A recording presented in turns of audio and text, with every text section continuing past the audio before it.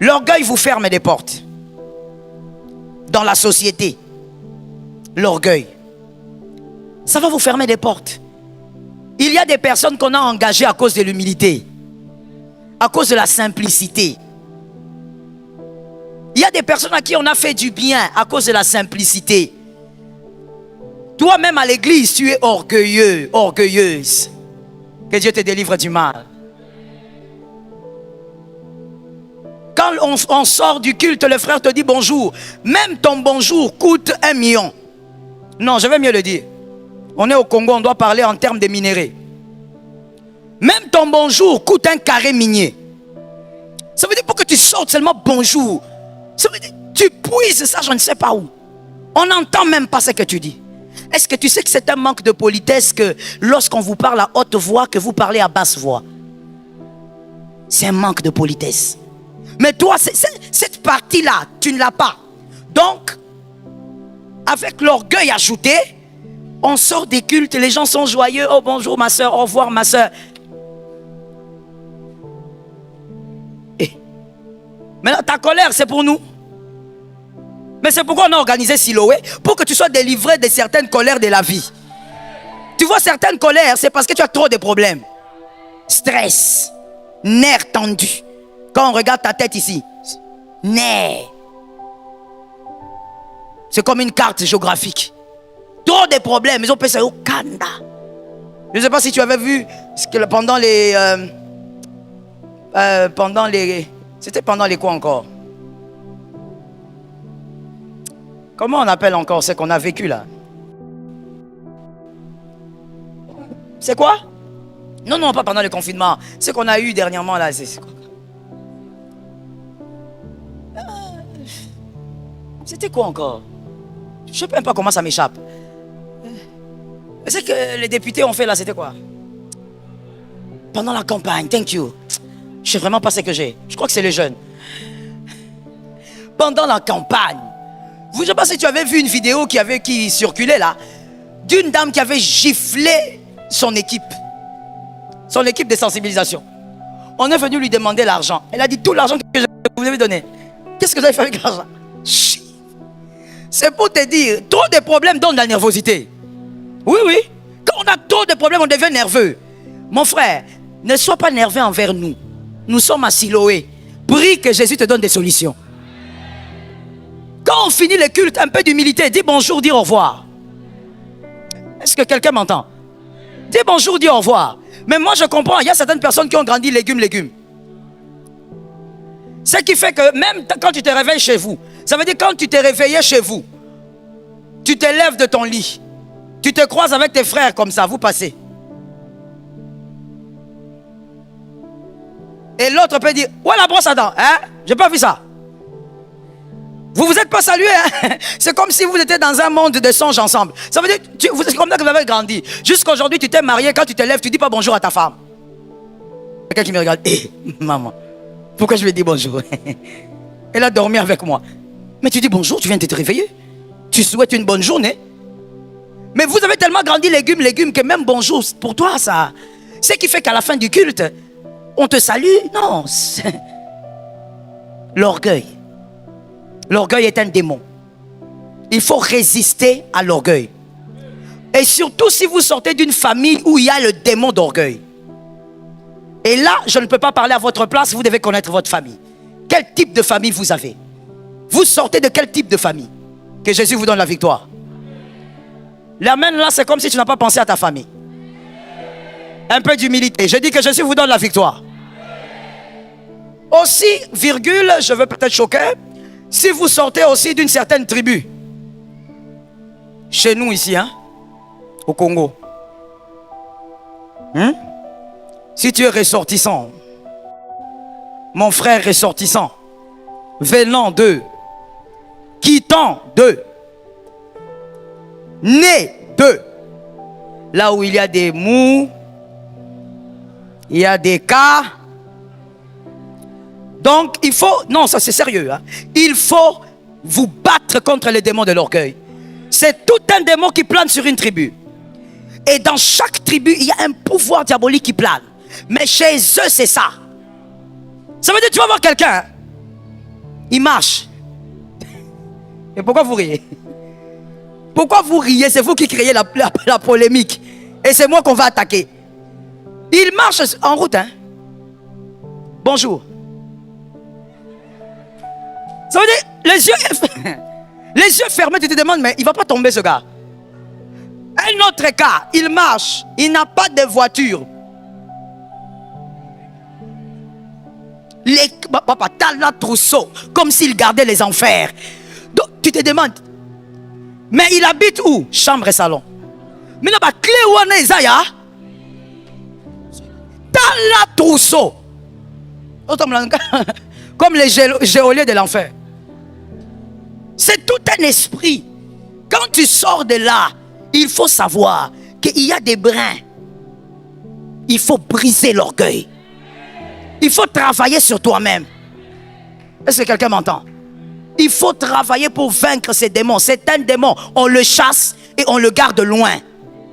Est-ce que quelqu'un me capte? Que Dieu nous donne la victoire.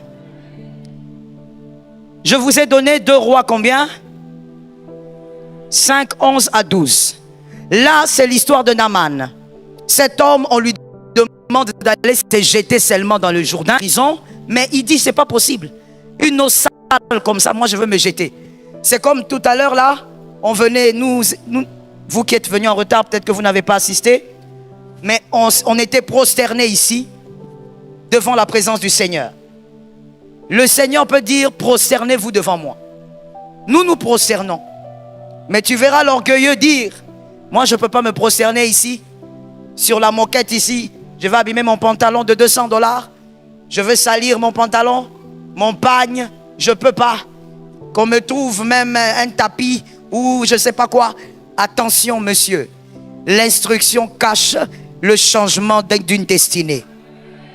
J'aimerais que quelqu'un dise à son frère, une instruction peut changer ta destinée. J'espère qu'il a entendu. J'avais dit que l'orgueil fermait les portes, n'est-ce pas? Dans la société, ça peut te fermer les portes. Attention, les hommes simples vont loin. Les orgueilleux sont toujours limités.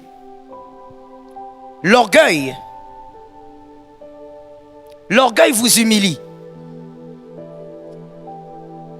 L'orgueil vous humilie.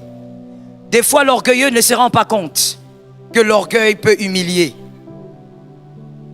À quel moment l'orgueil peut vous humilier? Au milieu des sages, votre orgueil a une connotation d'immaturité, une connotation d'enfantillage. Au milieu des sages, votre orgueil a une connotation d'immaturité. Votre orgueil a une connotation d'enfantillage. Tu sais, quand tu es orgueilleux, c'est ça aussi l'orgueil. Tu penses moins aux autres. Tu es focalisé sur toi. Mais n'oublie pas, sur la terre, tu ne vis pas seul. Tu vis avec les gens. Et les gens te regardent. Est-ce que quelqu'un m'entend bien? Je voudrais tuer quelque chose maintenant et tout de suite et revenir à ce que je dis sur l'orgueil. Soyez équilibrés dans votre manière de comprendre la parole de Dieu. Lorsque la parole de Dieu dit « il faut plaire à Dieu plutôt qu'aux hommes », la parole n'est pas en train de dire « vis en mettant de côté tout ce que les hommes pensent ».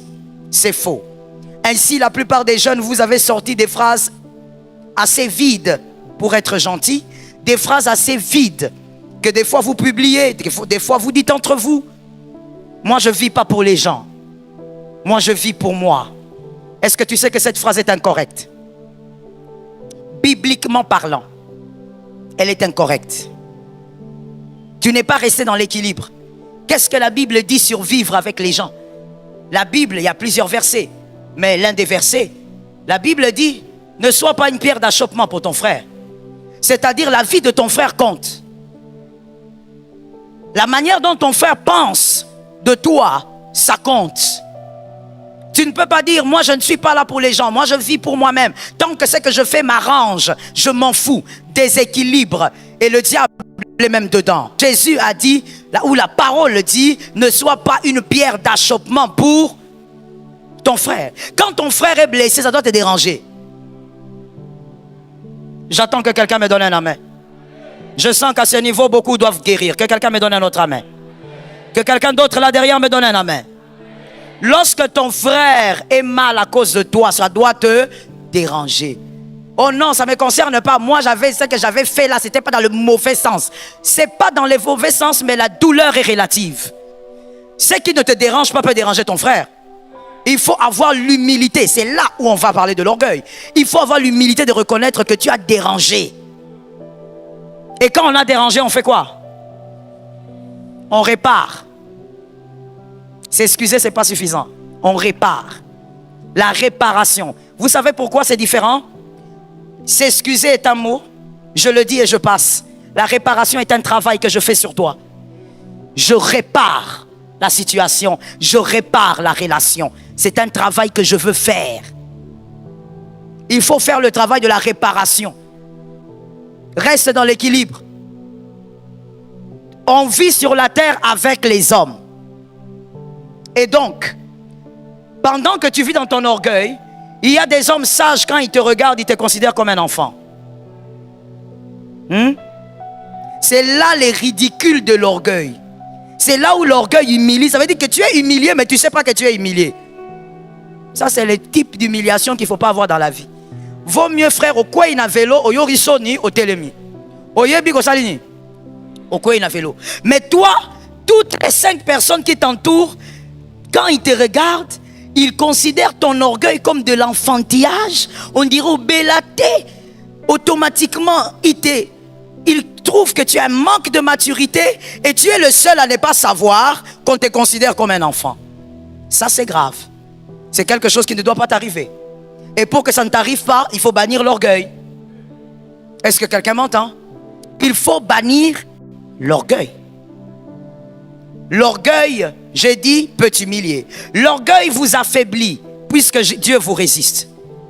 L'orgueil vous affaiblit, parce que Dieu vous résiste. L'orgueil est une mauvaise chose. Ne refusez jamais d'obéir à Dieu par orgueil. Est-ce que quelqu'un m'entend bien? Ne refusez jamais d'obéir à Dieu par orgueil. Il y a un monsieur à qui on avait dit par le Seigneur, et puis ça d'ailleurs c'est un exemple assez fort, parce que Dieu n'est pas passé par quelqu'un, Dieu lui a parlé seul. Dieu lui a parlé par des rêves. Il lui a dit, écoute, tu dois aller voir l'apôtre Timothée, tu dois rester là à ses pieds, parce que cet homme fera de toi un pasteur, mais tu dois rester là, tu dois apprendre des choses, tu dois être brisé d'abord. Le Seigneur lui a parlé. Tout ce que je vous dis là, ça ne vient pas de moi. C'est Dieu qui lui a dit en secret. Il vient voir l'apôtre, il parle. Et puis l'apôtre lui dit, si c'est Dieu qui a parlé, sois là. Tu connais l'adresse de l'église, sois là. Viens prier. Viens d'abord prier. Sois comme tous les fils de la maison. Le monsieur a commencé à venir. 1 semaine, 2 semaines. Généralement, dans des cas comme ça, quand l'homme de Dieu m'en parle, je reste loin. J'observe de loin. La personne est venue 2 semaines, 3 semaines, 1 mois. Et ensuite, elle a disparu. Après, l'homme de Dieu l'appelle, cherche son numéro, dit, mais viens me voir, pourquoi je ne te vois plus? Le gars revient, il dit, oui, c'est vrai, Dieu m'avait dit, mais là maintenant, je crois que c'était en 2000. La Covid a commencé quand? 19, c'était vers 2000, alors c'était à 2018, parce que c'était quelques mois avant la Covid, 2018. Il dit non, mais j'étais déjà serviteur, mais même si Dieu m'a dit, quand je viens ici, je ne fais rien, donnez-moi même un département. Tu as déjà vu quelqu'un qui réclame? La jeunesse d'aujourd'hui. Certaines choses, normalement, c'est même une honte de les demander. Je dis par éducation. Je ne parle même pas de l'onction. Par éducation, je ne sais pas, les lingala est difficile. Par éducation, il y a certaines choses, c'est gênant de les demander. Laisse qu'on te donne. Mais non, lui dit, donnez-moi même un département parce que là-bas, j'étais serviteur. Quand je viens comme ça, je ne fais rien. Je suis seulement là, comme tu avais dit, non, moi, je ne saurais pas. Alors l'homme de Dieu lui dit, mon école à moi, c'est comme ça. Si ça, tu n'y arrives pas, alors il ne faut pas espérer que tu auras quelque chose ici. Je ne pourrai pas te former comme Dieu voulait. Alors le gars, il entend une fois, deux fois et puis il disparaît. Depuis 2018. Pourquoi je te parle de ça? Parce que ce matin, l'homme de Dieu m'a envoyé le message transfert. Il a écrit. Il veut revenir. Tozoye toto boakaye. Olobeni. Toro boakaye. Mais c'est quelqu'un qui ne comprend rien. Maintenant, regardez. Pourquoi je vous parle aussi de ça? Regardez ce que peut faire l'orgueil. Combien de temps il a perdu? Peut-être qu'en 2024, il serait le fameux pasteur dont Dieu avait parlé. Combien de temps tu perds? L'orgueil. Dieu t'a envoyé là. Dieu connaît l'école de cet homme-là. Il sait comment il fonctionne. Reste là. Non, l'orgueil.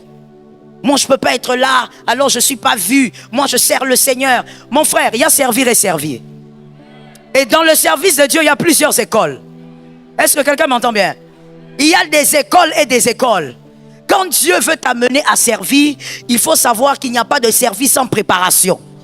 Et la préparation ne s'arrête pas. J'ai aimé ceux qui ont dit Amen. Que l'esprit d'humilité entre en toi. Que l'orgueil te quitte. Tu vas donner du retard à ta destinée. Tu vas donner du retard à ce que Dieu veut faire avec toi. Quand Dieu te donne une instruction, jette-toi dedans. Ne sois pas comme Naaman. Jette-toi dans l'instruction. Dis seulement à Dieu, Seigneur, aide-moi à bien faire. Que je fasse seulement correctement ce que tu viens de dire. Fais sans hésiter ce que Dieu t'a dit. Troisième ennemi de l'obéissance. Troisième ennemi de l'obéissance, 1 Roi 13, 11 à 21. 1 Roi 13, 11 à 21. Les fausses attentes.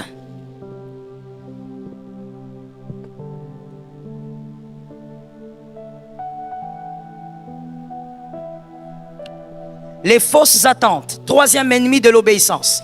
Lorsqu'on veut obéir, ça c'est un grand piège aussi. C'est un grand piège pour la vie chrétienne. Les fausses attentes. Dans 1 Roi 13, 11 à 21, c'est l'histoire d'un jeune prophète que Jésus envoie. Dieu l'envoie et lui dit, va là-bas parler au roi. Mais quand tu vas aller, ne mange nulle part, ne prends pas le chemin que tu as utilisé pour partir. Change de chemin et ne mange pas jusqu'à ton retour. Le jeune prophète qui part, il fait des prodiges d'ailleurs. Et en rentrant, il y avait un vieux prophète. Quelqu'un m'a dit un vieux prophète. Le vieux prophète ne manque jamais. Il y avait un vieux prophète, il a appris que le petit brille. Et ce sont ses enfants qui sont venus lui raconter. Les enfants sont venus dire, papa, toi tu es caduc. Toi tu es rouillé. Hein madame, il y a toujours des gens comme ça, n'est-ce pas? Tu es rouillé. Il y a un petit qui est sorti. Aïe, aïe, aïe. Il vient de parler au roi. Il a fait des prodiges. Il dit, papa, toi tes prophéties, toi sont archaïques. Hein? Le papa, il est là dépassé. Ses enfants l'ont diminué. Il a dit, il est passé par où? Non, il a pris tel chemin. Le vieux prophète suit le petit. Il dit, viens manger. Le petit dit, Dieu m'a dit. Le prophète dit, moi aussi Dieu.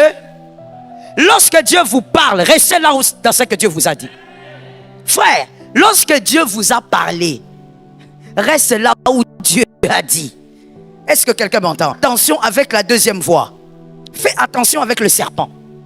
Pour ceux qui ne connaissent pas l'histoire, le jeune prophète est mort, blessé par un lion, tué par un lion. Le lion a tué, mais il n'a pas dévoré. Ça, c'est le signe de la malédiction. Le lion a tué, mais il est resté juste à côté du corps. Et l'âne du jeune prophète était aussi à côté du corps. Le lion n'a pas touché à l'âne, la nourriture du lion, mais il n'a pas touché. Toutes les deux bêtes se sont mis à côté du corps du jeune prophète. Les signes de la malédiction. Lorsque tu n'obéis pas à Dieu, il y a une sorte de malédiction qui commence à t'accompagner. Ainsi, le mal peut t'atteindre à tout moment. Que Jésus te délivre du mal. La désobéissance attire la malédiction. On va le dire deux fois. La désobéissance, dis-le à ton âme. La désobéissance attire la malédiction. Ne dis pas Dieu va comprendre. Attention. L'obéissance vaut mieux que le sacrifice. Et là, Dieu a permis la mort de ce jeune parce qu'il a désobéi. Parce qu'il avait désobéi. Écoutons-nous bien maintenant, s'il vous plaît. Lorsque Dieu a dit au jeune prophète, ne mange pas, ne passe pas par le même chemin.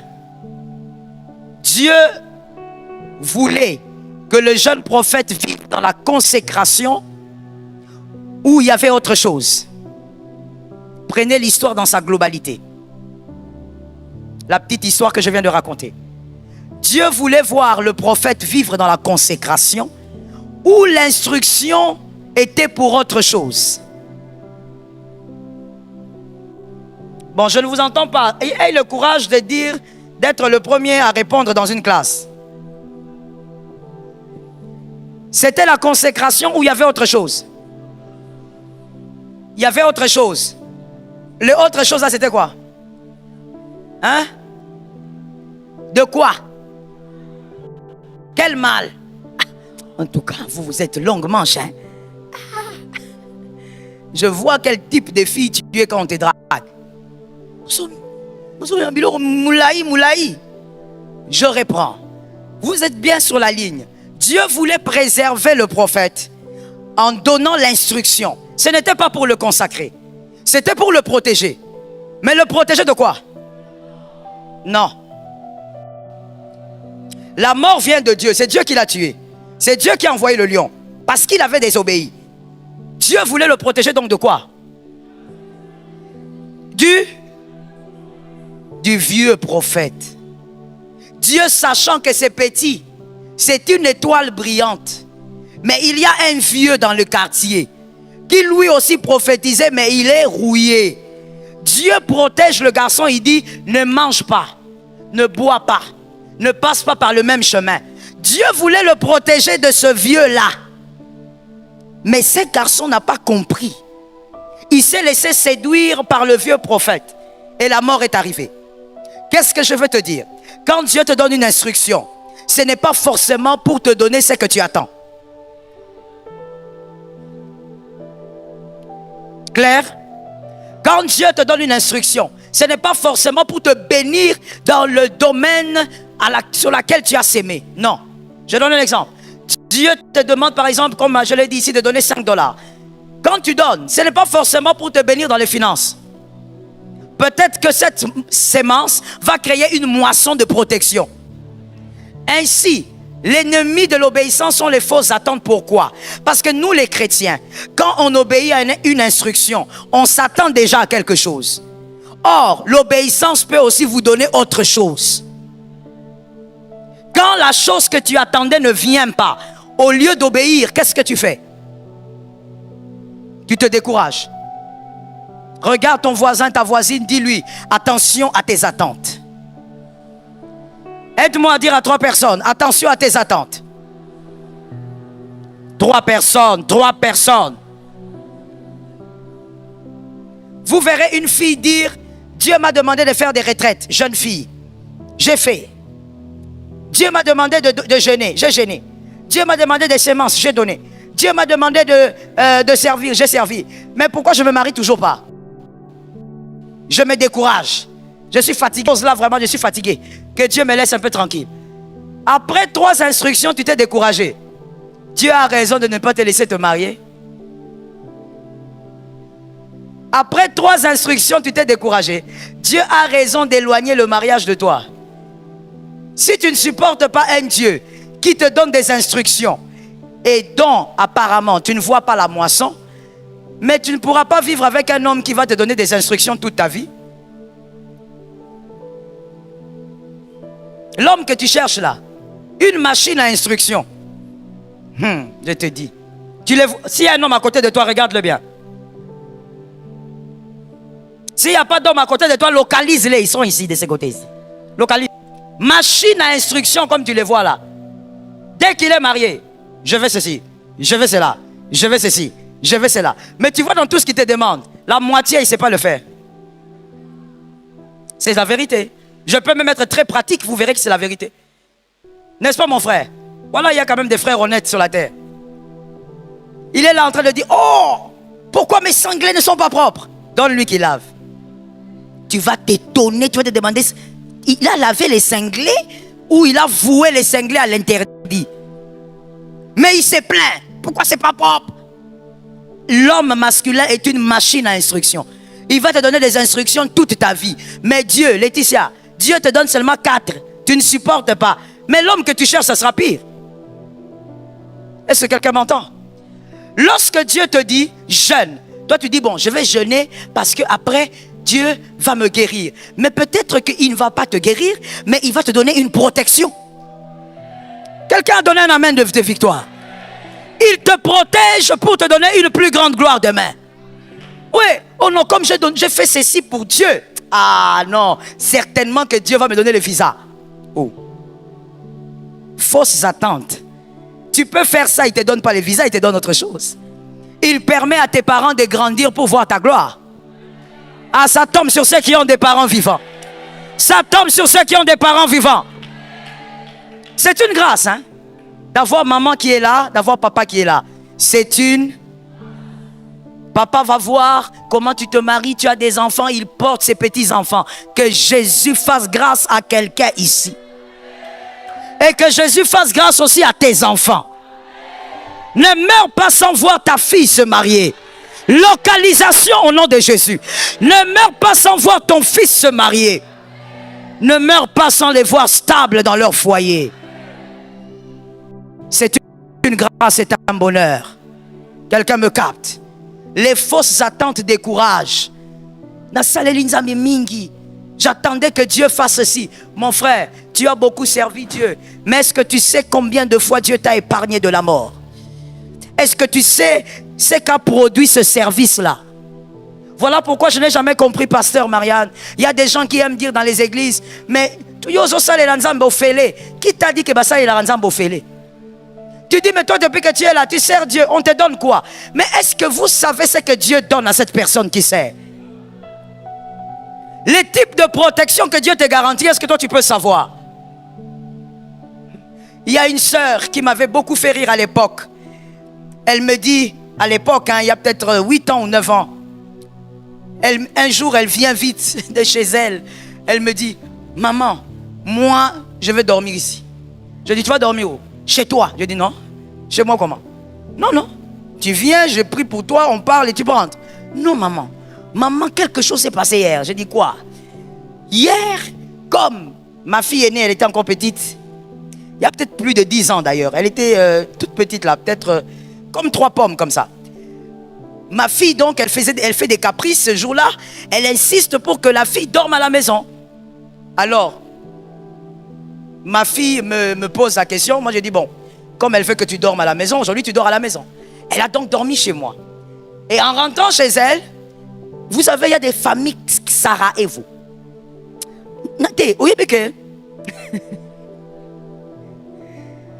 Mon mari me disait toujours, avec la pastorale, tu vas comprendre des choses.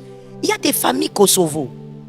Ça veut dire, il y a des familles où c'est pire qu'un mortier de piment. Tu connais le mortier de piment? Mais c'est pire. C'est ce qui se passe là-bas. C'est le genre de famille où, quand tu manges, l'oncle vient et te dit, bois. Oui, il y a des familles comme ça. Des familles où il règne une certaine haine. Tu te dis, mais ils sont pères. Ils vivent comme ça. Alors cette fille, elle rentre chez elle le lendemain. Son oncle vient. Le fameux oncle qui avait l'habitude de l'insulter. Parce qu'elle, elle avait reçu toutes les insultes du monde. L'oncle lui dit, Lelo biki, hein? To luki o butu mobimo biki. Ce que lalagi kunate. Alors elle regarde et dit, hein? Vous parlez de quoi? Elle dit, vous comprenez, hein? Le petit frère à sa maman, il dit, place au lalakit. Place au lalikuna tozo lukango tozo mona porte te. Ce qui ou tozo aki. L'oncle, hein? Petit frère propre à maman. La fille était timorée, elle dit, maman, non, non, non. Je comprends que moi, je fais ma demeure ici. Je dis, tu ne feras pas ta demeure ici. Prends ce qui est ici, va avec chez vous. Mon frère, il faut savoir D'abord, j'ai envie de dire à quelqu'un, dis à 3 personnes, sur la terre des hommes, il y a des choses que tu dois refuser d'attendre.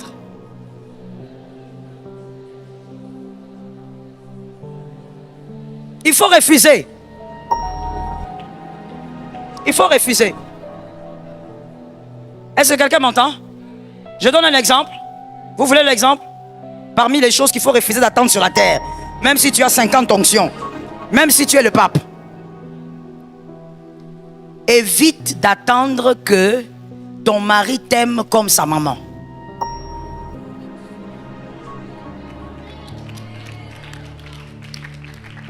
Évite ça. Regarde les visages des filles. Qu'elles aillent d'abord là où elles sont. Regarde leur visage.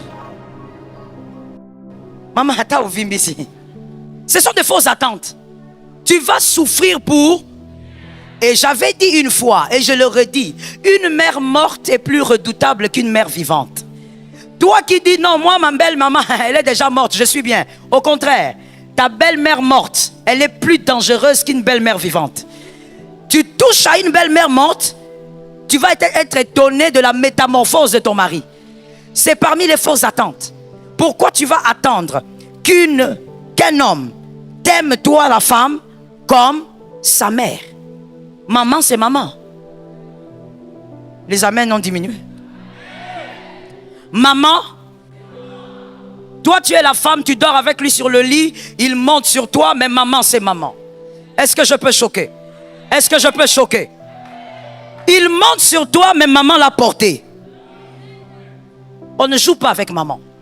Ne cherche pas ce que ton mari t'aime comme maman. Oh, dans cette maison, choisis. Maman,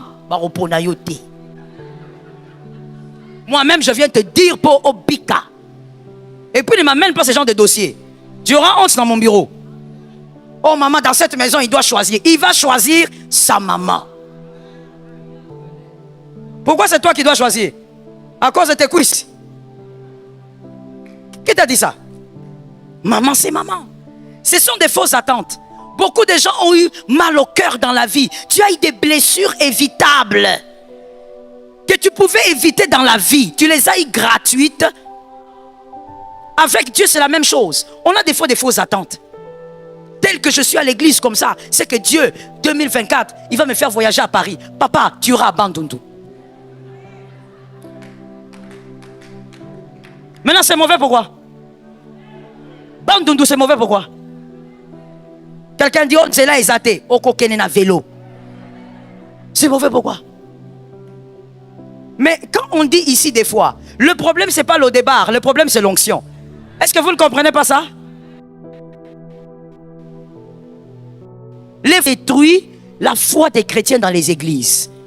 Ceux qui servaient Dieu avec zèle, les zèles a disparu. Je croyais qu'en servant Dieu comme ça, Dieu allait retenir mon mari. Il allait arrêter de faire l'adultère. Fausses attentes. Peut-être qu'en servant Dieu, Dieu n'a pas arrêté l'adultère de ton mari, mais il y a quelque chose qu'il a arrêté, que tu ne vois pas. Il t'a délivré de quelque chose que tu ne vois pas. Lorsque tu obéis à Dieu, attends-toi à la moisson de Dieu. Je répète la phrase, j'ai senti que le ciel est favorable. Lorsque tu obéis à Dieu, attends-toi à la moisson de Dieu. Que Dieu lui-même crée sa moisson. Non, moi je pensais que on allait me nommer. On ne va pas te nommer. Attends-toi à la moisson de Dieu. C'est Dieu qui sait qu'est-ce qu'il va te donner. Les fausses attentes détruisent le cœur. Est-ce que quelqu'un m'entend bien? Est-ce que quelqu'un m'entend bien? Une autre fausse attente qu'il ne faut pas attendre sur la terre des hommes. Et c'est le dernier fausse attente que je vais donner comme exemple. Le premier était... Le premier fausse, c'était quoi? Qu'un homme t'aime plus que sa maman. Deuxième, les enfants sont là, oh Seigneur. J'avais déjà dit qu'on laisse les enfants qui suivent la prédication dehors. Mais ben maman, il y a bébé, vous allez rater, hein? C'est la grossesse qui vous rend comme ça. Là maintenant, je vais prêcher, je vais dire certaines choses, je ne peux pas dire. Parce que les enfants sont là. Je vais les dire de manière codée. Codément. Mets ça dans le dictionnaire. d'autres fausses attentes sur la terre.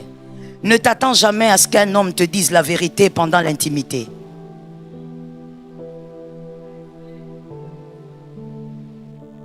Gloire. Mon fils, pourquoi tu ris comme ça? Vous n'avez pas entendu? C'est passé ou vous avez entendu? Vous avez entendu? Ne t'attends jamais à ce qu'un homme te dise la vérité pendant l'intimité. Même si c'est le pape. Il ne te dira jamais la vérité. Il va te dire qu'il va vendre la parcelle. Quand il va devenir lucide, il va dire la parcelle là, c'est la parcelle de ma maman. Pendant ces moments-là, aucun homme n'est lucide. Son cerveau se déplace et donc la vérité devient rare. Est-ce que quelqu'un m'entend bien? Voilà pourquoi moi je me moque toujours des femmes qui disent en ces moments-là que toi tu vas dire à ton mari, est-ce que tu m'aimes? Est-ce que tu m'aimes? Ah, Seigneur éternel. Si tu veux savoir s'il t'aime, attends un autre moment. Est-ce que quelqu'un m'entend? Parce que là, il ne va même pas te dire qu'il t'aime. Là, il va te dire qu'il te céleste. Les fausses attentes détruisent la foi. Fais, attends-toi à Dieu. J'obéis à Dieu. Ce qu'il va me donner comme moisson, c'est ce qui est ma bénédiction.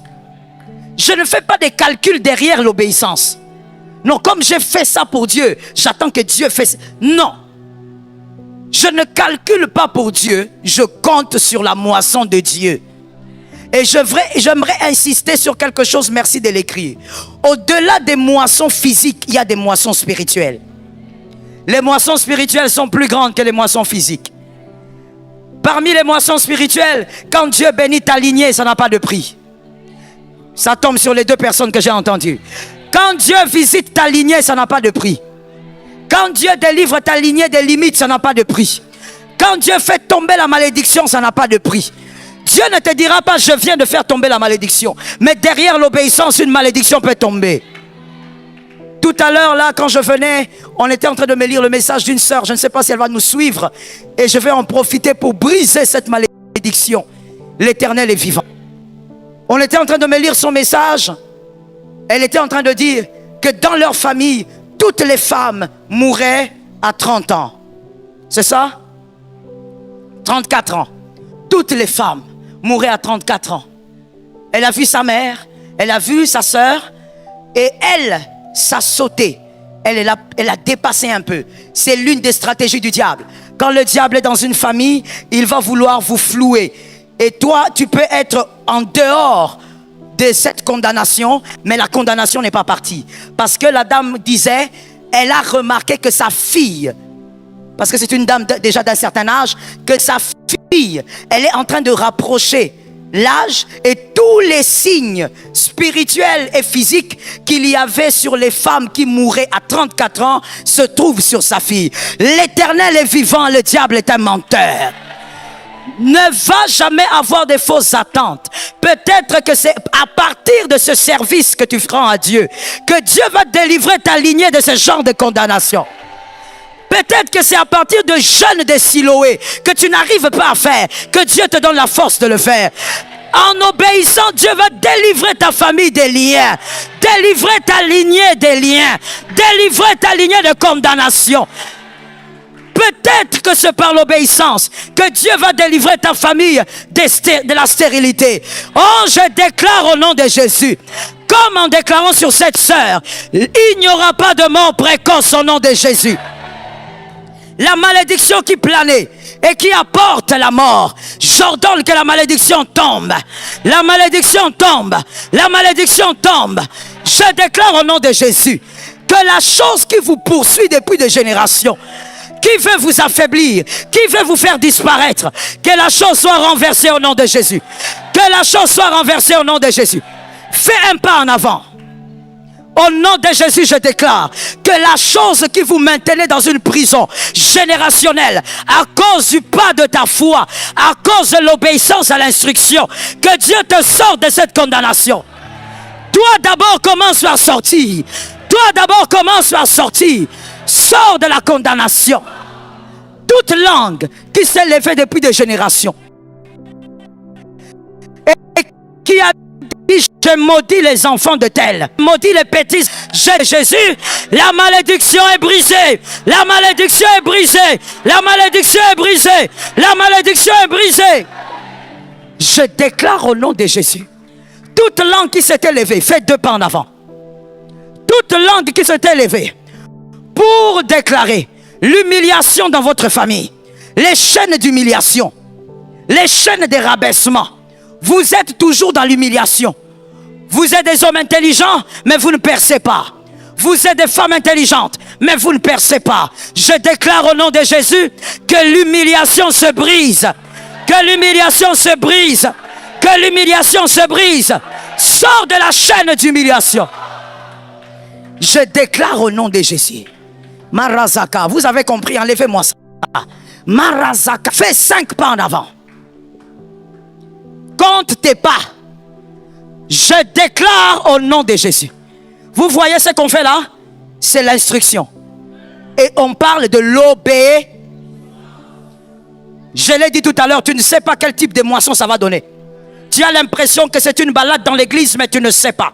Je déclare au nom de Jésus qu'à cause de cette obéissance, que ce qui te pourchassait pour te détruire soit brisé au nom de Jésus. Soit brisé au nom de Jésus. Soit renversé au nom de Jésus. Que quelqu'un lève sa main droite. Je déclare qu'il n'y aura pas de mort avant le temps dans ta famille.